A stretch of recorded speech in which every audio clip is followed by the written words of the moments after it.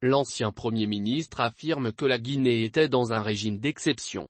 Salou Dalain Diallo estime qu'Alpha Condé exerçait un troisième mandat illégal et illégitime avant d'être chassé au pouvoir par la junte militaire.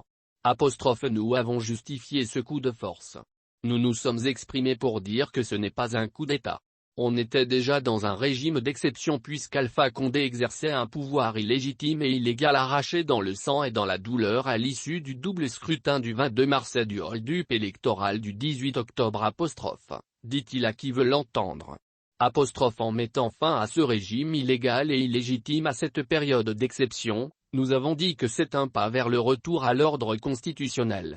Il n'est certes pas suffisant mais en se référant au discours qu'il a tenu et aux actes qu'il a posés, nous pensons que nous allons vers le retour à l'ordre constitutionnel par la mise en place d'institutions démocratiques, crédibles et légitimes issues d'élections inclusives, transparentes et crédibles.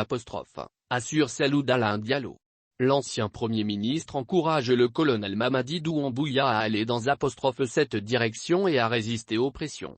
Parce que les pressions ne manquent jamais lorsqu'on a le pouvoir.